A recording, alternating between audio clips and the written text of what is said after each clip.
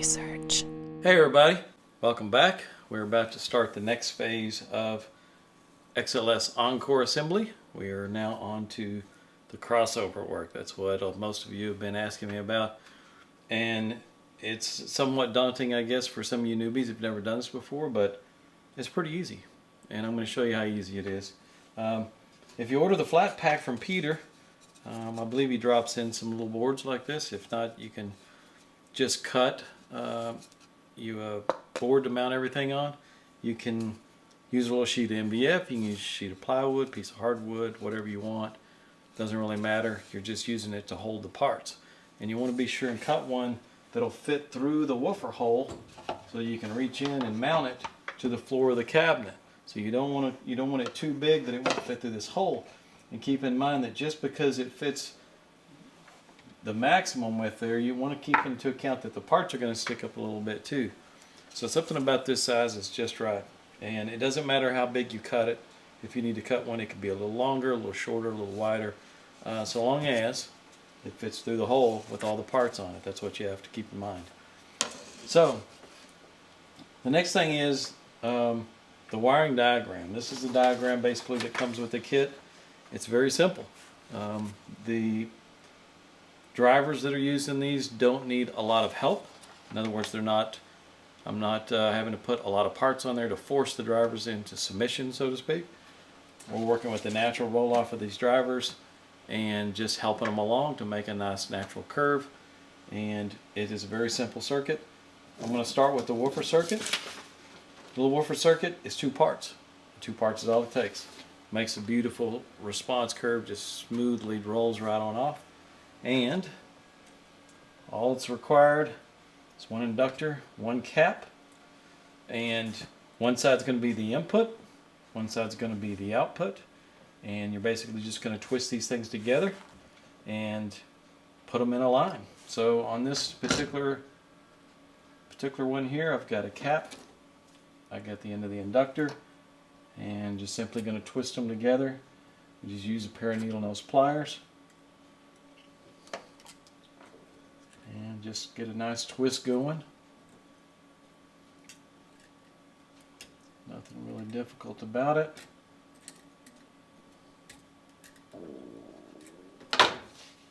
And that's pretty much it. That's the whole woofer circuit. We've already made the woofer circuit. We got input coming off here. We've got output going to the woofer here. This leg over here is the negative return, so your white negative wire is going to come off of the negative of the woofer. It's going to come back to this point. You're going to cut a little splice out of the insulation.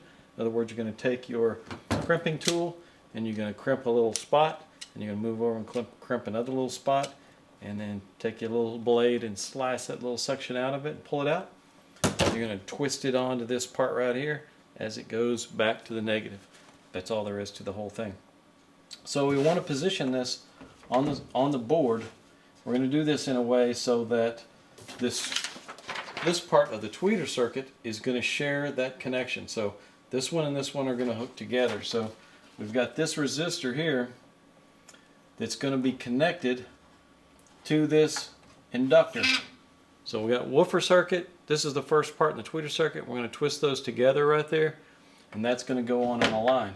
Now when we're putting parts in a line like this where they're going in a continuous line, what we want to do is take the lead from the resistor, take the lead from the capacitor, and we want to twist them together like this. So we're making one continuous line out of it. Same with the next connection here. We're twisting it together so that it's one continuous line. When we get to the end, we've got a resistor and a cap here and another resistor in shunt, and this is where we're going to mount the positive leading to the tweeter. So when we get to that point, the leads are going to be like this. We're going to twist them together so that they've got something sticking up, like we just did on this one, so that we've got something to put the wire on and twist it to make a connection.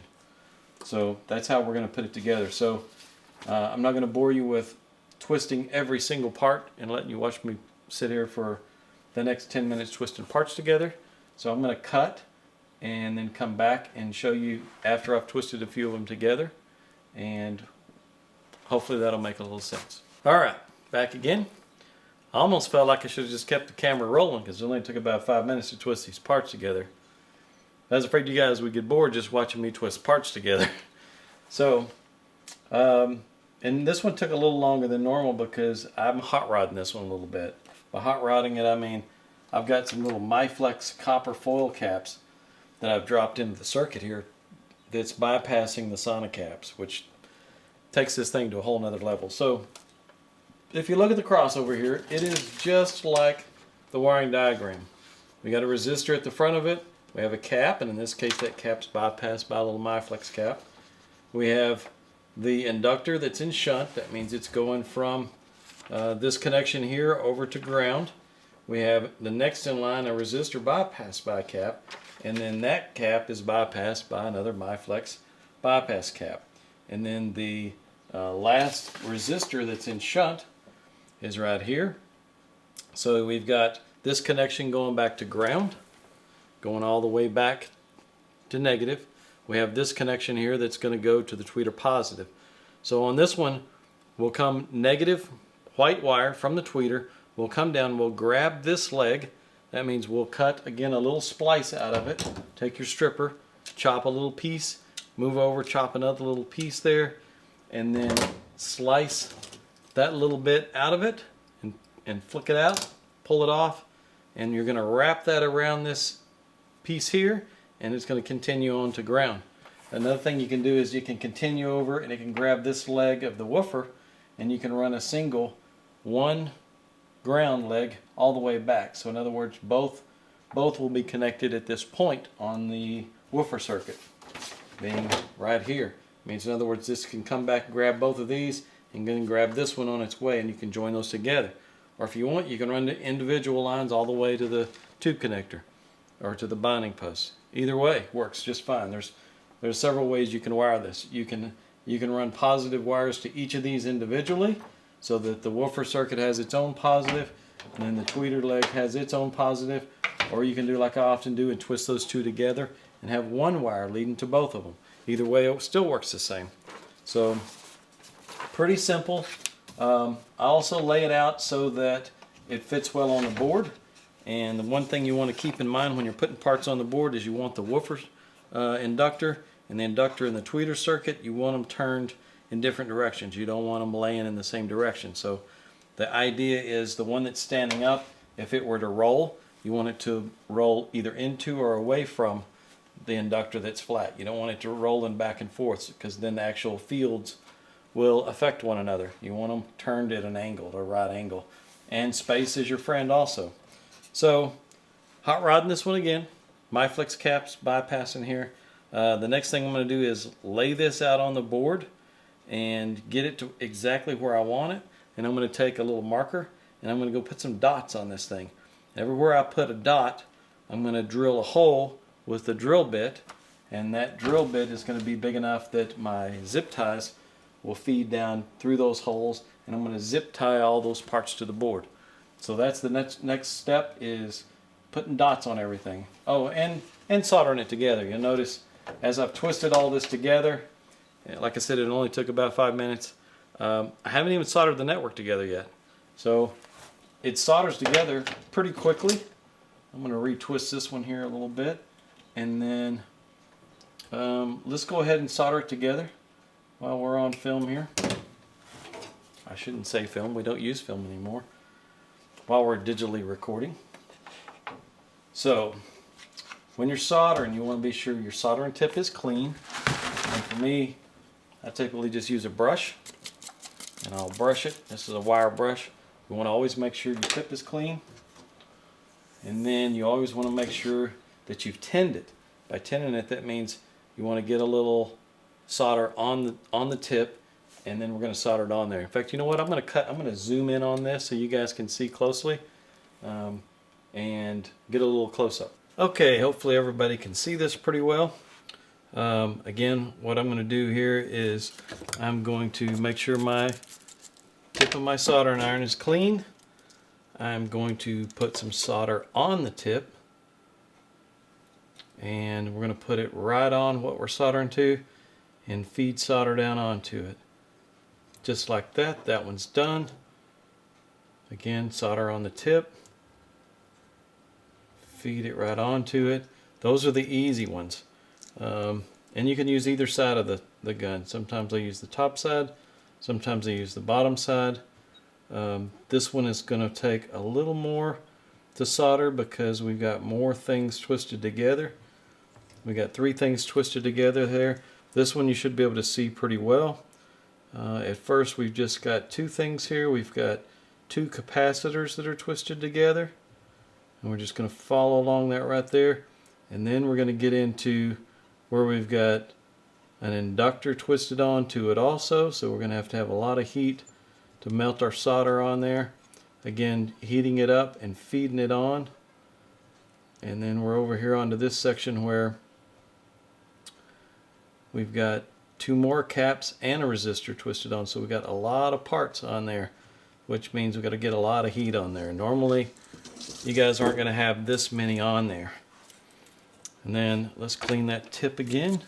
Make sure it's good and clean. Some of the flux will build up on it a little bit. And we're going to start at the other side of it and work our way back over. So again, get some solder on it. And then trying to heat that thing up and feed solder into it. Again, this is the hardest thing that we're going to solder out here because we've got so many things twisted together all at once here. But it seems to be going on okay. And then if you want, you can go back over it on the underside or the overside, depending on which one you did before. Make sure that you got everything soldered on there really well. Now I'm going to go over this side over here. I'm going to catch this inductor and this resistor. Again, I need to have a little solder on my tip in order for it to work. Hopefully you guys can see this. I'm not blocking it too much with my hand. And then the last one here, we've got, again, multiple things that we're putting together. So it's going to take a little more solder on the tip. It's going to take a little more heat. And then we're going to get that on there. Hopefully you guys can see it okay. And just start soldering it on. Sometimes it's better to start where it's smallest, where you've just got a couple of things, and then work your way down. If you're not getting enough heat into it, a lot of times you can get a little more solder on your tip. Let the tip get good and hot. Oops, dripped it a little, that's okay. And then start over and solder it on, solder it some more until you get it all on there. This one I'm going to have to get a little more toward me here to reach it. Not getting enough heat into it. Hopefully you guys can still see. Try to move it around there to where you guys can see it. It's the last one, and again, these are the hardest ones to solder because I've got so much on it. And there we're starting to go a little bit. We have more to heat up because I've got more wire there. And if you're having a tough time, that's okay. Just try not to get on it too long. If you've been on it a little too long and you're not making a good solder, try not to overheat the parts. You don't want to get them too hot.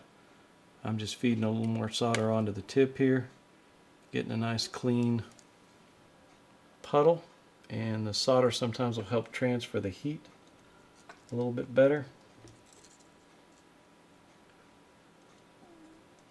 It's also a good idea to wear some goggles when you're doing this, or some glasses, and it's a good idea to keep your face out of it. A lot of guys think you need to wear a mask or something like that, and that's a good idea. Nothing wrong with wearing a little mask while you're doing a little soldering. It's always good not to breathe this stuff, but if you can stay away from it, the smoke always goes up, and if you stay to the side, then you're in great shape. That's all there is to it. Just in a couple of minutes there, we soldered the whole crossover together. Now we get to go and make some dots. Okay, hopefully you guys can still see. What I'm going to do is now I'm going to make some dots on the board. And where I make these dots are where I'm going to drill some holes. And what I want is I want the zip ties to wrap around them. So on the little resistor here, I'm going to make a little dot on each side. On the inductor, I'm going to make 2 dots on each side because I'm going to run 2 zip ties through that inductor that are kind of side by side. I'm going to do the same with these caps. I'm doing two spots there, and these are a little close together because I want them to go all the way over both of these, and they're just going to loop around to the outside of the board, so you don't always have to drill 2 holes on each side or something for the parts. Like on this one here, if it's here at the end, at the edge, we can go all the way around the board. We don't have to do like we're doing here where we do 2 small holes on the board. You don't always have to do that. You can always wrap it all the way around the outside. On this cap here, I think I'm going to do 2 on it also. So sometimes it's okay, you can just move it out of the way. Move the rest of the parts out of the way. Make sure that you're lining everything up. With a big inductor, typically I will do one in the middle, but sometimes on an inductor that's this large, I'll just do them on each side.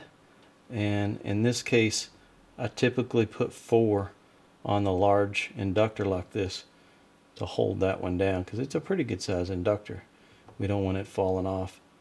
So we just make the dots there where we want the holes. And that's it.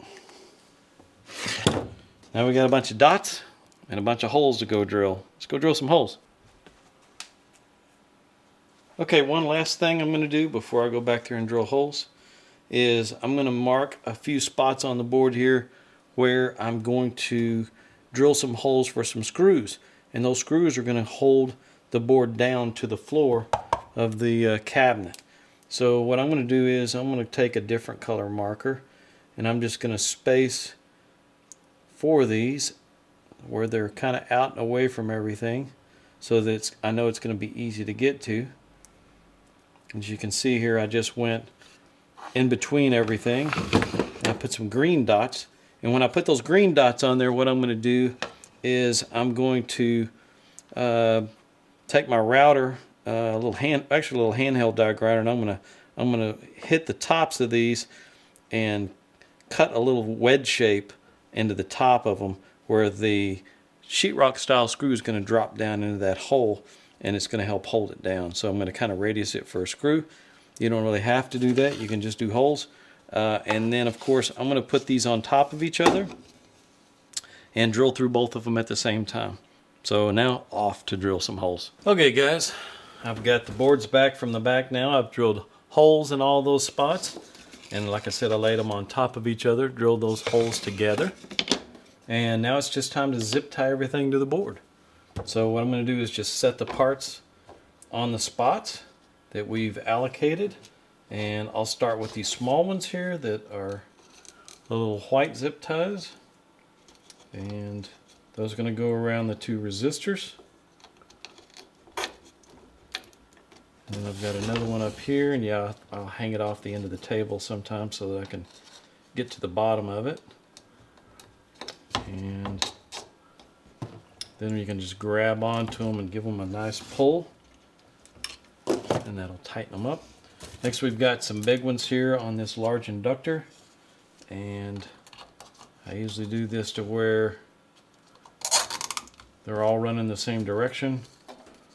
And what you want to do is just get them on there, and then after you get them on there, if you need to, you can move things around and tighten it up to where everything is square and straight where you need it to be. Last one. And again, I'm just doing them all the same. I know I'm kind of zoomed in on this thing. Hopefully you guys can see it okay. Kind of a one-man show today on the camera. I don't have anybody running the camera, so I'm just trying to stay in front of it there. Everybody see that? And then start on the capacitor that's right next to it. And I will want to do it this way.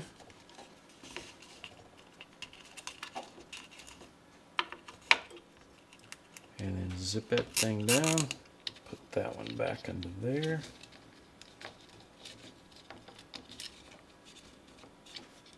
And everything seems to have weathered the storm okay. That needs to move a little bit. Well, maybe not okay.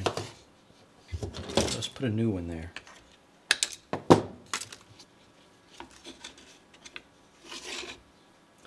Let's get another one. Let's get this one back in there again where it's straight.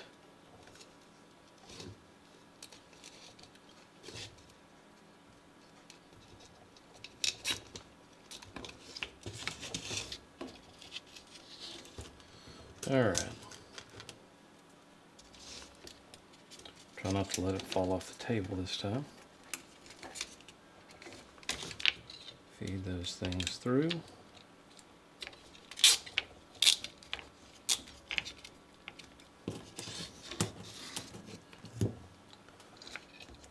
And inductor.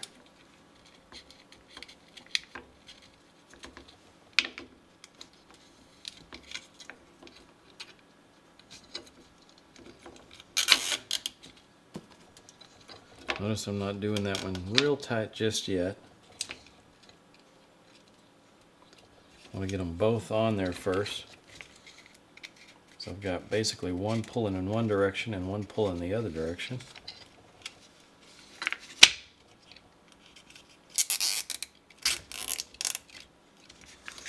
And then we want to go down on them a little bit at the same time. Or a little at a time, I should say. That's nice and tight. And I've got two here that I'm going to do around this cap. This little cap bundle with its resistor.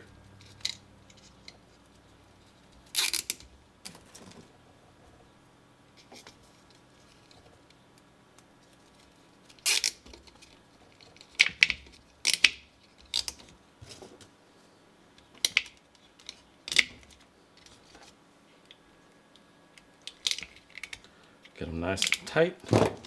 Two left.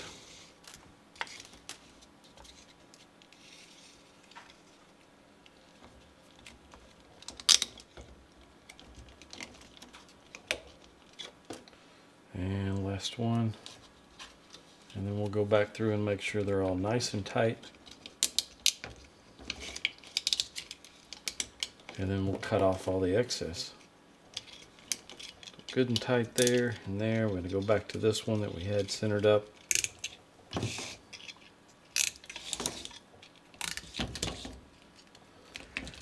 That's it. It's all on the board. Next is just to go through with the cutter.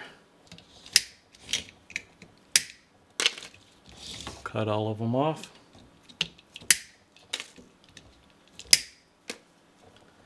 I know the camera's still probably trying to focus on my hands. So hopefully it's not jumping in and out of focus too badly.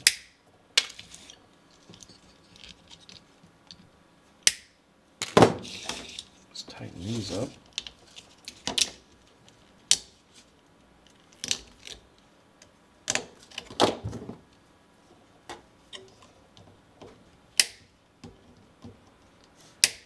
And then the last two here.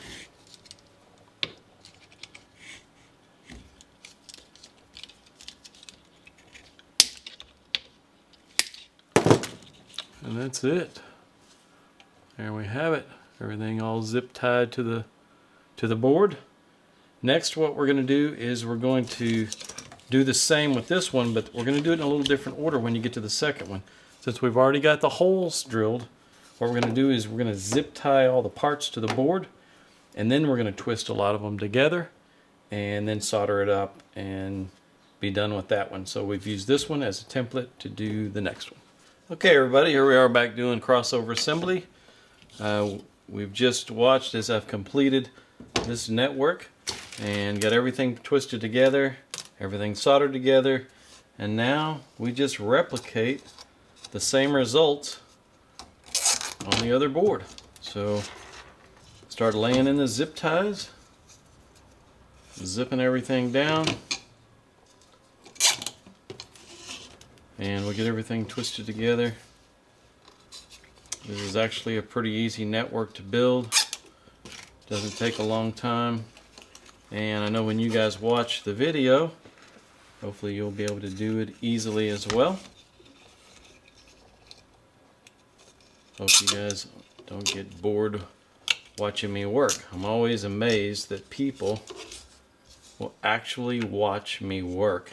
That is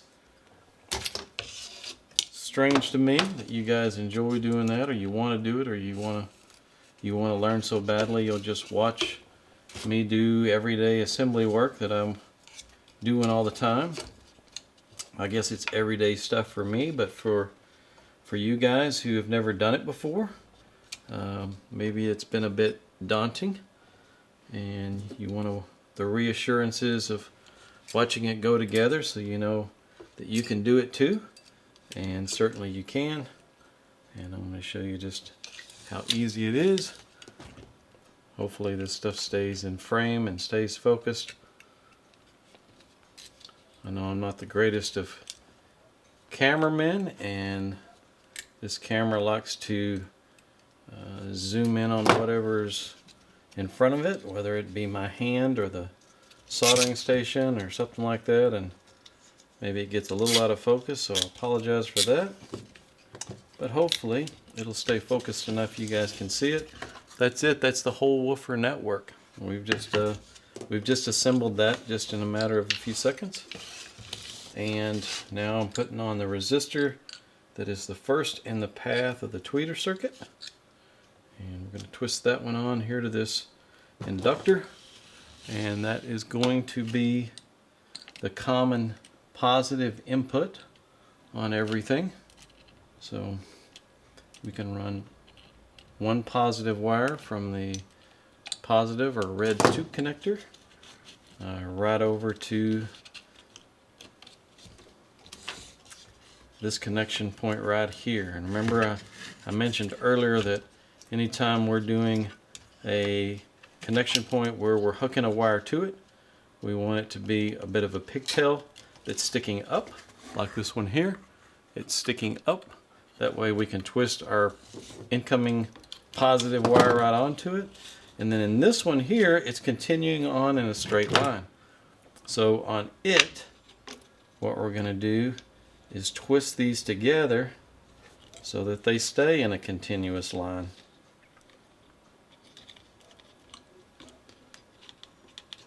And I'll know sometimes I have to just get it started and take 2 needle nose pliers, one on each side, and just start doing a little twisting. Twist one side and the other. That's really the connection that we're making, is we're twisting these things together, and then later we're just soldering them just to hold that connection, but it's not actually making the connection. The connection isn't solder. The connection is that we've twisted the wires point to point directly together, and the solder is just going to hold it together. So there's most of the tweeter circuit. Remember I mentioned earlier that I'm kind of hot rodding this version, which means I've got those copper MyFlex bypass caps in the signal path there. They're twisted onto the Sonic cap, which is kind of a quick down and dirty way to take the level up to yet another level. Well, there's most of it. And then we've got one more that we're going to put on right here. And we'll put it on there just like that. Now that there's a little bit of weight on the crossover there, now it can kind of hold itself on the table without flying off. I can hang this end off just a little bit.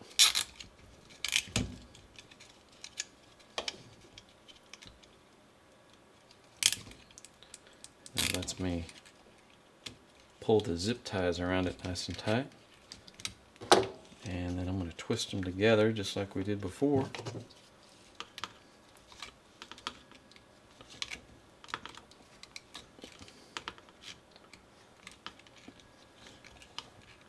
And when you guys are putting your boards together, you don't have to copy exactly what I've done here. The layout can basically be anything you want it to be, so long as the inductors are turned so that they're not turned in the same direction. You don't want the fields to be affecting one another. So long as they're not in the same path, It'll work out just fine. And what I mean by that is you don't want them to be like this. You don't want them to be next to each other like that, or on their end like this, because again that whole stray field thing is going to interact on one another. You want them to be at 90-degree angles from each other, so if this one were to roll, it would roll away from or toward the big inductor. So again, we're going to let the weight of that big inductor over there hold it on the table while we feed the zip ties through, like so. Let you kind of get underneath it a little easier. And those two are going to hold this on. Just like that. And then when we tighten these up, we're going to tighten them up a little bit at a time. First one, then the other, first, next, and back and forth, so that they each hold. I was able to get kind of both of them at the same time there. And then really zip it down. That's going to hold that in place. Then we're going to let this connect here.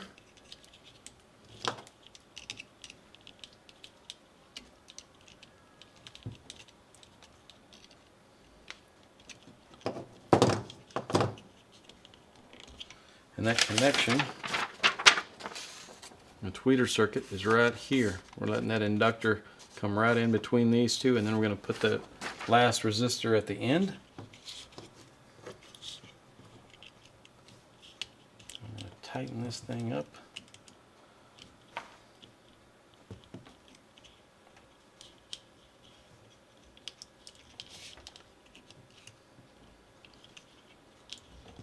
I know I might make it look a little bit easy sometimes, but it's just because I do it all the time.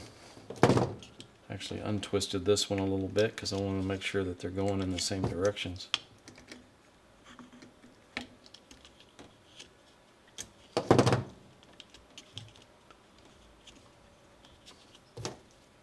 Alright, getting close here.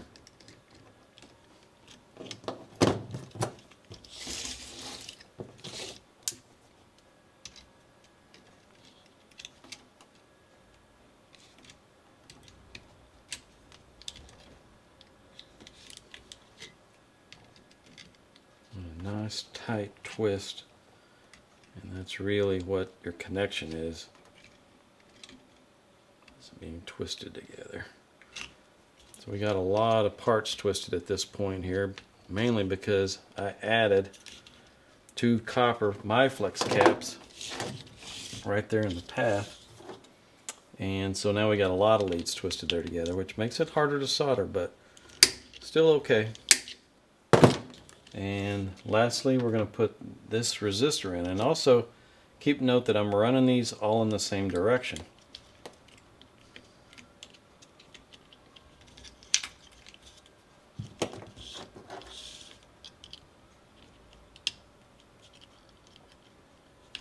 Whatever you do with one, do with the other. I typically run these things in the direction of the print. That's always a good point of reference. That makes sure that they're all the same every time.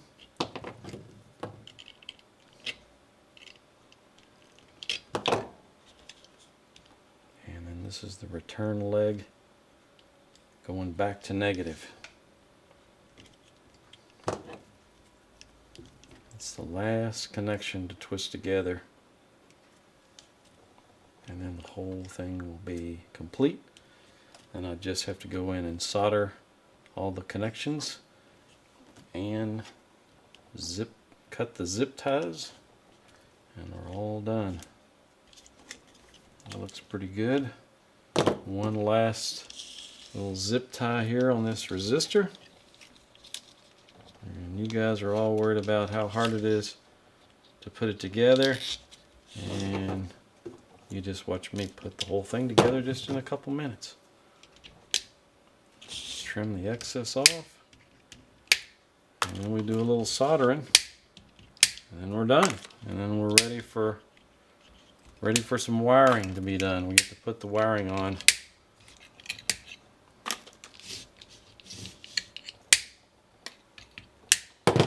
There we go.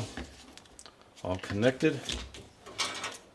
Remember that one of the things I mentioned earlier when we get ready to solder this stuff together is you want to be sure the soldering tip is clean. I like to use a little brush there, a wire brush, and make sure it's good and clean. Make sure it's good and hot. What we want to do is get on it and get off of it in a hurry. We don't want to stay on it for a long time. We want to solder quickly. So hopefully you can see a little better this time than the last time. These are the easy ones.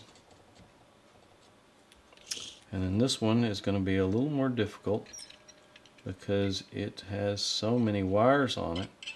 It tries to make itself into a little bit of a heat sink. And it pulls the heat away. But I've got a nice hot iron here, and that went really, really well. Here comes the toughie. I'll start over here where it's just two twisted together. As I make it a little further along here, now I'm to the point where we've got quite a few twisted together here. It's a pretty good little bundle, but it seems to be soldering okay this time.